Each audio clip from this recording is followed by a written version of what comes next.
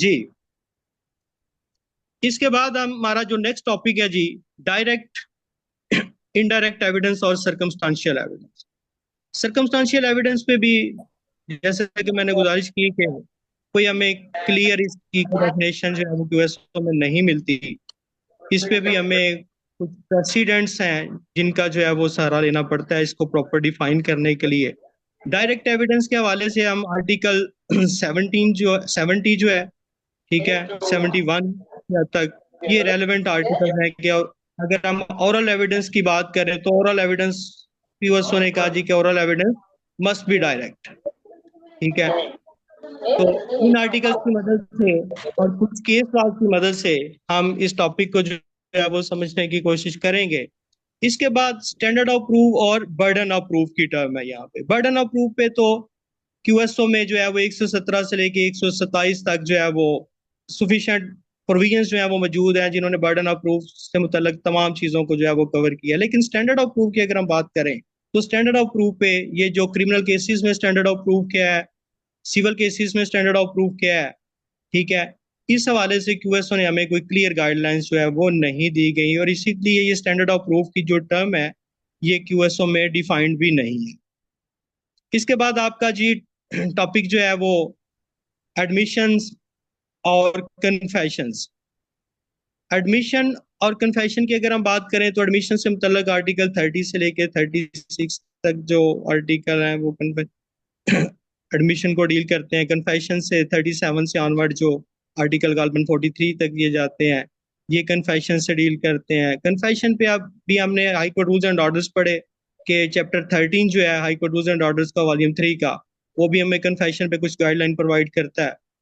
इसके बाद scientific evidence की अगर हम बात करें तो इस पे हमारे पास आर्टिकल 164 जो है वो रेलेवेंट लॉ है कानून शहादत ऑर्डर में। और उसके बाद एग्जामिनेशन ऑफ विटनेसेस की अगर हम बात करें तो इस पे चैप्टर 10 जो है वो क्यूएसओ का कंप्लीट चैप्टर जो है वो एग्जामिनेशन ऑफ विटनेसेस से मुतल्लक है। आर्टिकल 131 से लेके आर्टिकल 161 तक ये सारा का सारा चैप्टर जो है वो एग्जामिनेशन ऑफ विटनेसेस से मुतल्लक ही है। इसी में जो है हॉस्टाइल विटनेस का कॉन्सेप्ट भी आता है, इसी में जो है वो कन्फ्रंटेशन का लॉ जो हमारा आर्टिकल 140 है क्यूएसओ का वो भी आता है। इसी में हमारा एग्जामिनेशन इन चीफ है, हमारा क्रॉस एग्जामिनेशन है, री एग्जामिनेशन है, ठीक है। और जो क्रॉस एग्जामिनेशन पे जो लॉ ने चेक्स रखे कि क्रॉस एग्जामिनेशन पे कौन कौन से चेक्स हैं, वो सारे के सारे टॉपिक्स में है वो इसी टॉपिक में इंशाल्लाह हम पढ़ेंगे। इसके बाद आइडेंटिफिकेशन परेड का हमारा जो टॉपिक है, आइडेंटिफिकेशन परेड पे जो रेलिवेंट हमारा लॉ है वो आर्टिकल 24 है 22 है क्यूएसओ का।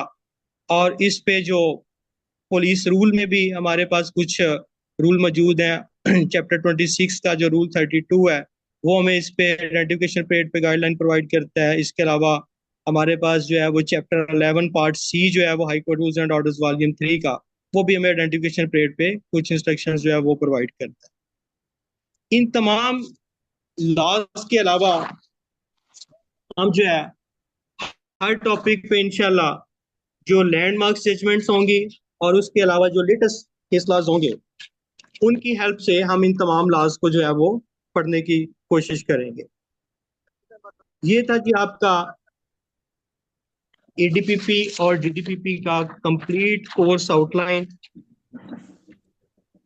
इसको हमने इस शॉर्ट टाइम में जिस हद तक हो सका समझने की कोशिश की। बाकी आप किसी का कोई भी क्वेश्चन हो इस सिलेबस से मुतल्लिक तो वो पूछ सकते हैं। जी सर मुझे क्लियर कर दें, मैंने आपसे पूछा था ना सिंध के हवाले से, तो सर हमारे जी पास जी। तो सिलेबस है ही नहीं। मतलब अगर ये सिलेबस हम कंप्लीट करते हैं तो हमारा प्रोसिक्यूशन का पेपर तो पास होगा, हो जाएगा ना?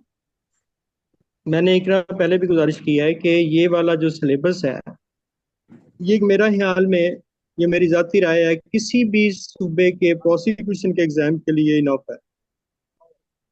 इसके सर साथ हमारे अगर आप मजीद एक्स्ट्रा करना चाहते हैं तो आपके प्रोविंस के जो भी माइनर एक्ट्स हैं क्रिमिनल लॉ से मुतल्लिक, जितने भी क्रिमिनल लॉ आप समझती हैं कोई इससे एक्स्ट्रा हैं, आप पास पेपर्स को देखें अपने प्रोविंस सर के। उसमें उन पास पेपर्स एंटी में मनी देखिए कि लॉन्ड्रिंग के सवाल थे। कौन कौन से लॉज में से क्वेश्चन पूछे गए हैं।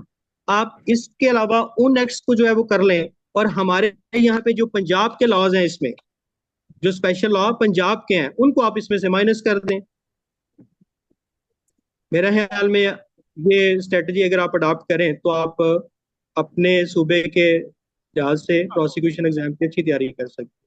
बाकी मेन लॉज तो यही होंगे ना, वहां पे भी पीपीसी तो वहां पे भी सेम है, सीआरपीसी तो वहां पे भी सेम है, क्यूएसओ तो वहां पे भी यही है। ठीक है, माइनर एक्ट्स में भी जेजेएस से तो यही होगा वहां पे भी।